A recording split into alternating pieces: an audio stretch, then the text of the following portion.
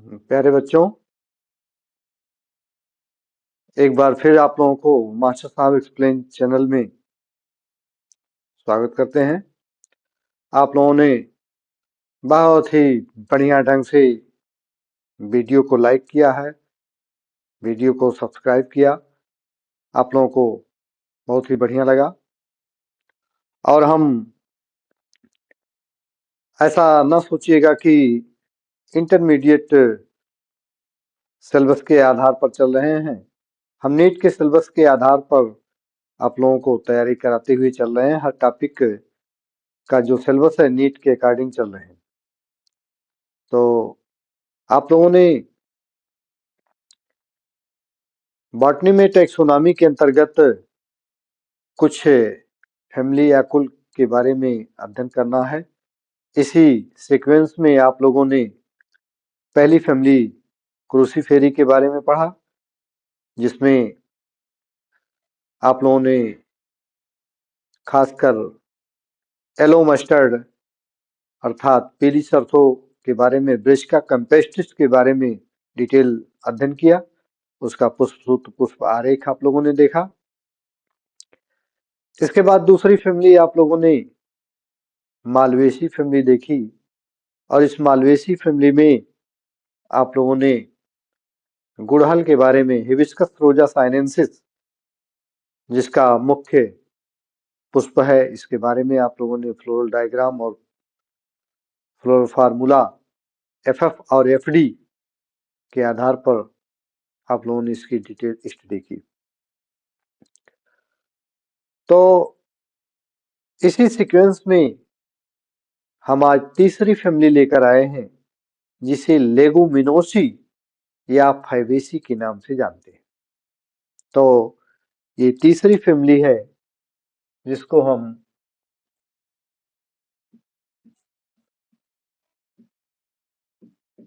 Family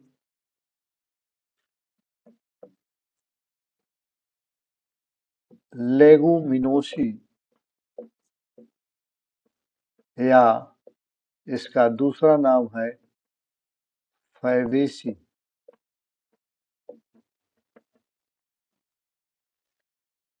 लेगुमिनोसी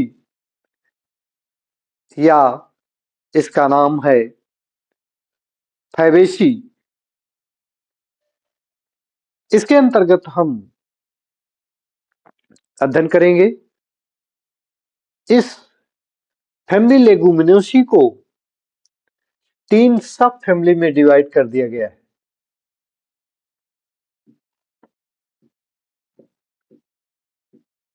सब family में divide कर दिया गया है।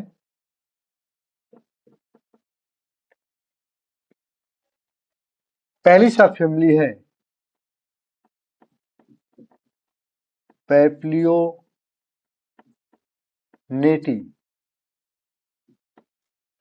दूसरी है सीसल पिनॉइडी और तीसरा है मिमोसॉइडी।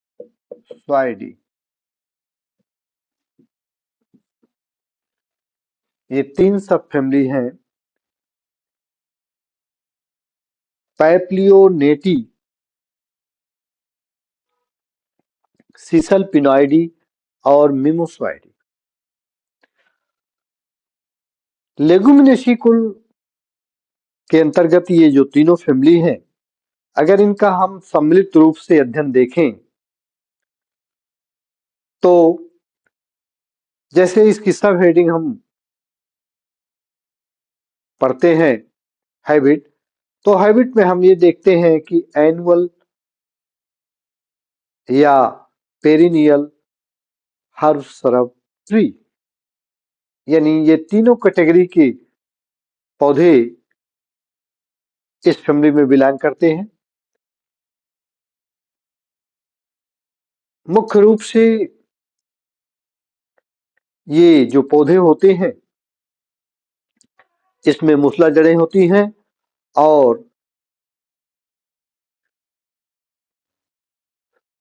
सभी प्रकार के तने इसमें पाए जाते हैं, अर्थात कहने का मतलब कि एक ऐसा तना है जिसे हम किसी सहारा का, आरोहण का सिस्टम बनाते हैं। एक ऐसा है जो इरेक्ट है, सीधा खड़े होने वाला है, वुडी है, लकड़ी वाला है, फिस्टुलर है। तो ये तमाम प्रकार की विशेषताओं वाले इनके तने पाए जाते हैं। अब हम पर्टिकुलर एक सब फैमिली के अंतर्गत अध्ययन करेंगे। ये फैमिली है पैप्लियोनेटी। पैप्लियोनेटी सब फैमिली है और इस पैप्लियोनेटी के अंतर्गत जो मुख्य रूप से पुष्प है, उन पुष्प में है मटर। अर्थात पैप्लियोनेटी कुल के अंतर्गत मटर, जिसे कहते हैं पाइसम सेटाइवम,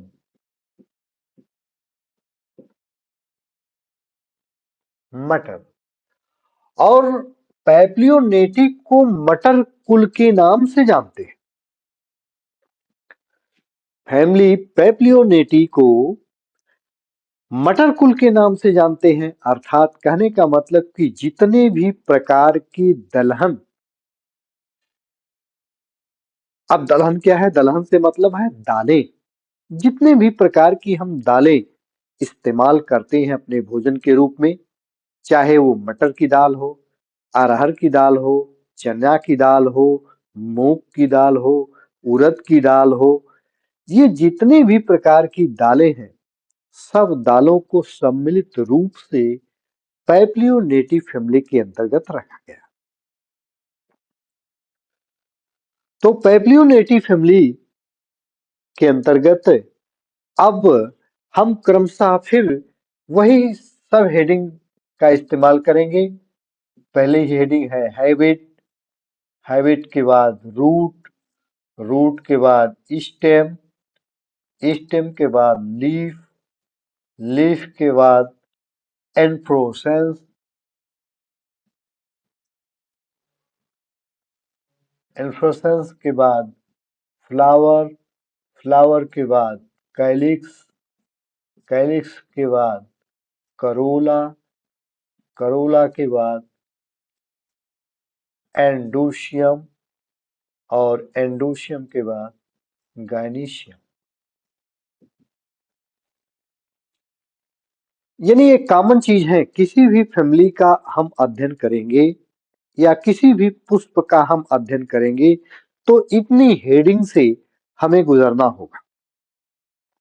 हम आपको पिछले टर्म पर बताए थे कि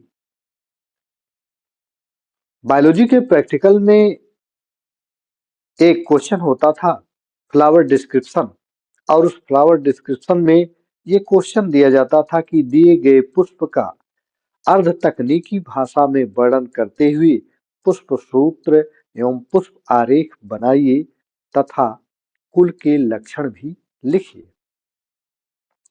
तो इस तरह से किसी भी फ्लावर को आपको दे दिया जाएगा और उस फ्लावर के पार्ट्स को डिस्क्रिप्शन करके उसके फ्लावर डायग्राम, फ्लोरल डायग्राम जिसे एफडी कहा जाता है, और फ्लावर फार्मूला, फ्लोरल फार्मूला अर्थात एफएफ, और लास्ट में आपको उस कुल के पहचान भी देना होता है। अभी आप लोगों ने दो फैमिली पढ़ी, फैमिली क्रूसीफेरी और फैमिली मालवेसी। आप लोगों ने इनके विभेदक लक्षण के बारे में आप लोगों ने पढ़ा कि क्रूसीफेरी में आप लोगों ने कहा कि corolla is cruciform and cruciform is the characteristic feature of family Cruciferae. उसी तरह से आप लोगों ने मालवेसी में पढ़ा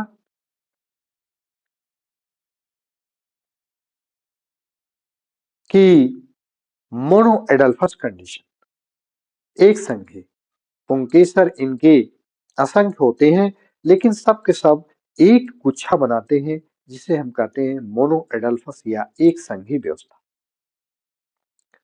क्रूसीफेरी में आपने कहा क्रूसीफेरिक करोला। मालवेसी में कहा मोनोएडल्फस कंडीशन। दूसरा लक्षण आप लोगों ने क्रूसीफेरी में कहा टेट्राडाइनमस कंडीशन। टेट्राडाइनमस कंडीशन क्या है? दो स्टेमेंस, दो पुंकेसर छोटे किनारे की तरफ और चार पुंकेसर अंदर की तरफ बढ़े। इस कंडीशन को आपने कहा कि टेट्राडाइनमस कंडीशन, चतुर्दीर्घी दशा। तो इस तरह से आप लोगों ने विभेदक लक्षण आप लोगों ने पढ़ा।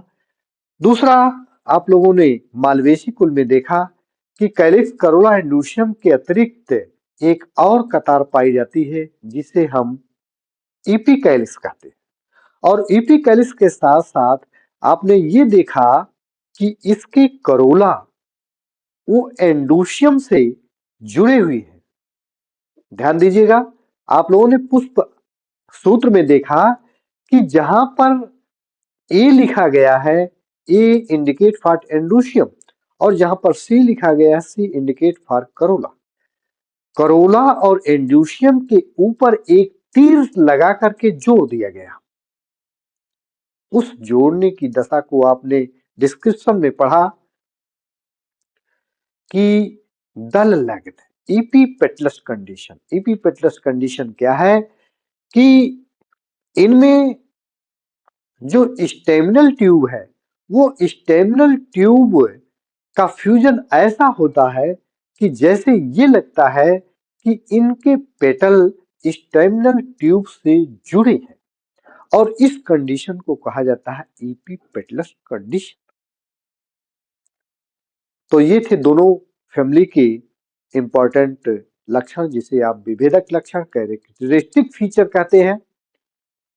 अब हम लोग तीसरी फैमिली पैप्लियोनेटी पढ़ रहे हैं। तो पैप्लियोनेटी में अगर हम मटर कुल के अध्ययन को लेते हैं तो हैबिट में क्या कहा जाएगा कि एनुअल हर्ब, एक वर्षीय शाख होते हैं। रूट इसकी क्या है कि tap root. Tap root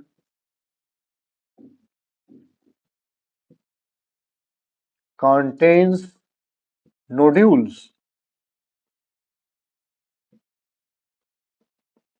containing nitrogen fixing bacteria।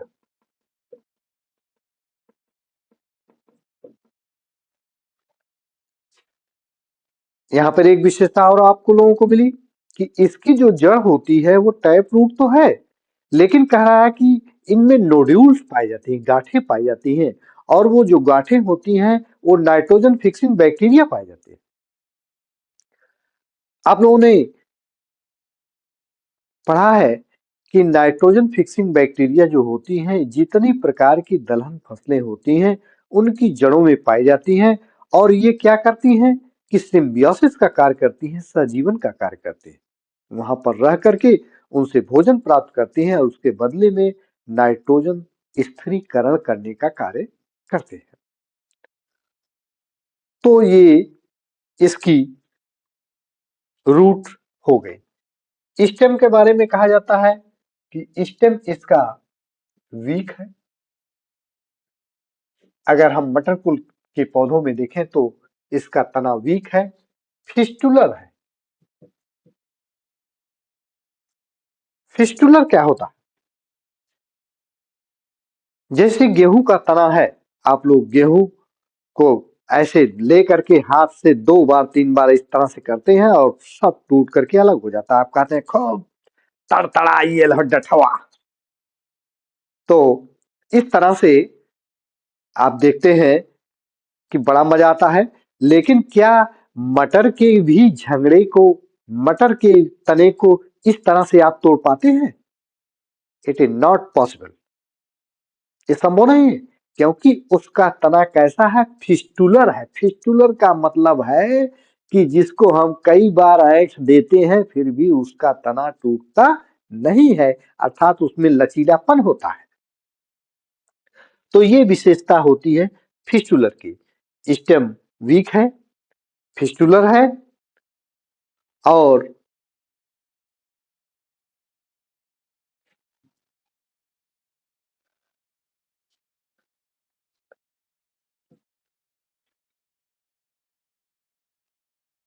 आगे लीफ या पत्ती में हम देखते हैं।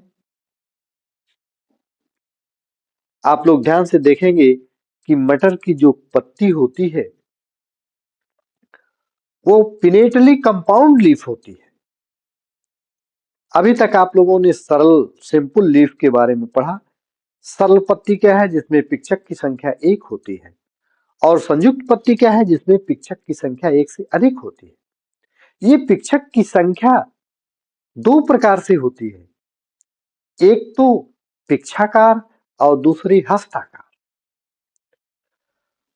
तो संयुक्त पत्ती जो है वो पिनेटली कंपाउंड लीफ होती है, और पिनेटली जो कंपाउंड लीफ होती है इसके साथ साथ आप देखते हैं कि पत्ती व्यवस्थित होती है, लेकिन ये पत्ती जहां पर गांठ होती है वहां पर आप देखते हैं कि पत्ती से बड़ी ओवेट साइज अंडाकार संरचना में पत्ती की तरह की संरचना होती है। बट दिस इज नॉट पत्ती। वो पत्ती नहीं है, वो क्या है? पत्ती के समान पत्ती की संरचना, उसे हम अनुपर्ण कहते हैं, स्टिप्यूल्स कहते हैं। तो पत्ती में स्टिप्यूल्स होता है, अर्थात अनुपर्णी है पत्ती। और इस पत्ती के साथ साथ इनमें शिरा विन्यास रेटिकुलेट विनेशन होता है, जालिका व शिरा विन्यास होता है। अब हम लोग इन्फ्लोरेसेंस में आते हैं। इन्फ्लोरेसेंस में कहा जाता है कि असीमाक्ष होते हैं या सॉलिटरी एक्सिलरी होते हैं। असीमाक्ष असीमाक्ष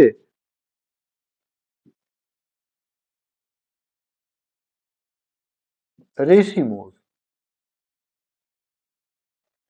असीम अक्ष अर्थात पुष्प अक्ष की लंबाई अनिश्चित काल तक बढ़ती रहती है। पुष्प अग्राविशारी क्रम में खिलते रहते हैं, इसे हम कहते हैं असीमा। फ्लावर इनके जो होते हैं वो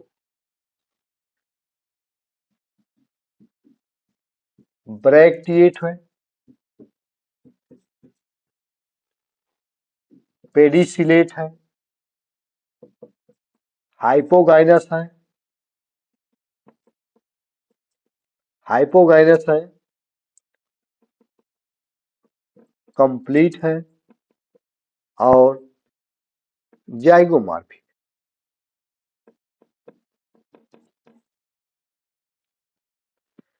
ब्रैक्ट पाई जाती है, सहपत्र पाए जाते हैं, इसलिए हम इसे ब्रैक्टिएट कहते हैं या सहपत्री कहते हैं। पेडिसिल या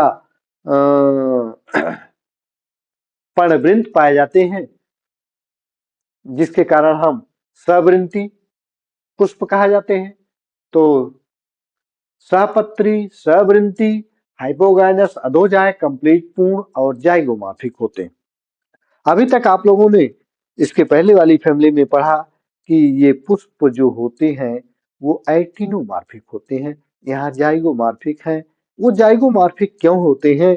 due to structures of corolla. And corolla की जो स्ट्रक्चर्स होती है वो करोला की स्ट्रक्चर्स अनियमित प्रकार की होती है, इसी के कारण ऐसे प्रकार के पुष्प को हम जाइगोमॉर्फिक कहते हैं। अब कैलिक्स की हेडिंग है। कैलिक्स की इकाई क्या होती है? सेपल्स होती है। सेपल्स 5 है और गैमोसेपलस सेपल्स की संख्या 5 होती है। और ये जो होते हैं ये आधार भाग से संलग्न है, अर्थात गैमोसेपलस कंडीशन में होते हैं। इनमें एस्टिवेशन जो होता है वो एस्टिवेशन कोर छादी विन्यास होता है या वाल्वेट एस्टिवेशन होता है कोर स्पर्शी। तो इस तरह से कहने का मतलब ये है कि कैलिक्स और करोला इनकी कंडीशंस, करोला की इकाई है पेटल्स, पेटल्स 5, पॉलीपेटलस कंडीशन,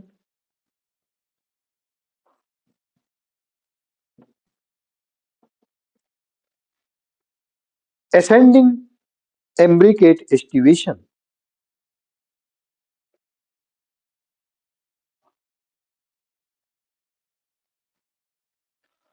और एक शब्द और मिला, पैप्लियोनेसियस करोला। जिस तरह से आप लोगों ने देखा कि क्रूसीफेरी में करोला क्रूसीफार्म है, उसी तरह से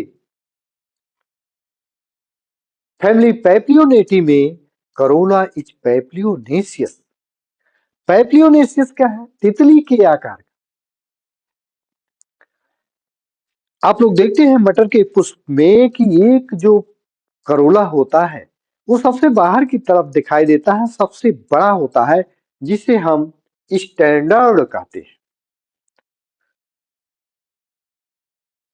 तो करोला में पेटल्स 5 होते हैं, और ये 5 जो होते हैं वो किस सीक्वेंस में होते हैं? 1+2+2, इस सीक्वेंस में होते हैं। अर्थात कहने का मतलब कि number of petals is 5, but they are different size. One are standard, which is larger in size, and two are inner position lateral position is known as wing or ali, and inner two most are smaller in size to fuse form a boat-shaped structure is known as keel or carina। यानी 3 नाम हो गया, एक तो standard या वैक्सिलम, दूसरा हो गया विंग या एलाय, और तीसरा हो गया कील या केराइना।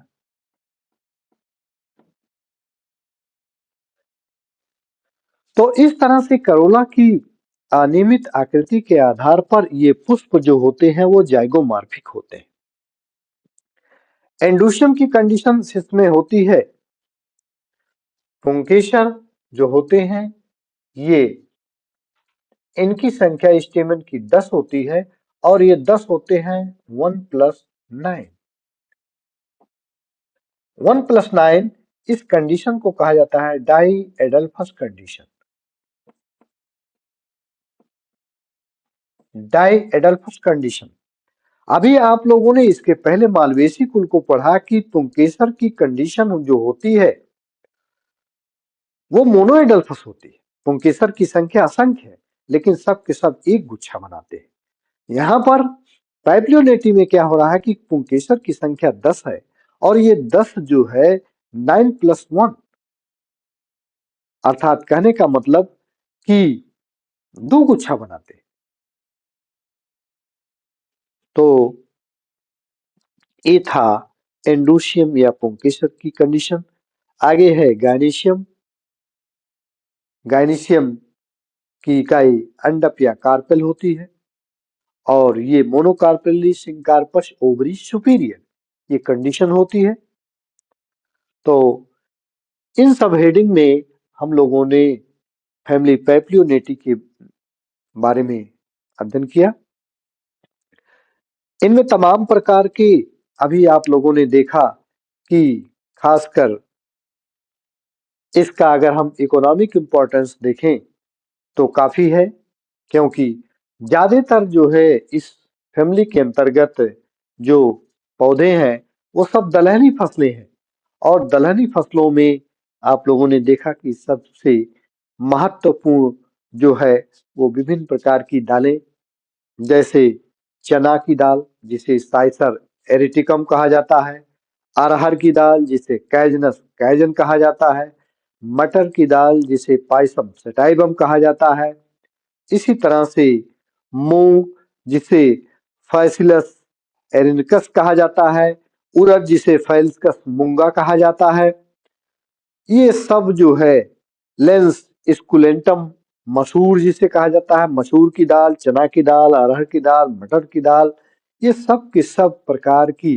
दलहनी फसलें हम इनसे दाल इस्तेमाल करते हैं, जो प्रोटीन रिच मटेरियल्स है हमारे भोजन में एक सबसे महत्वपूर्ण भाग प्रोटीन्स का होता है।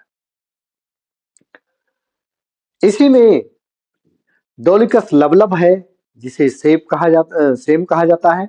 सेम का बॉटेनिकल नेम डोलिकस लबलब। ये इनसे प्रोटीन्स होती हैं, इसकी सब्जियां भी हम इस्तेमाल करते हैं खाने में।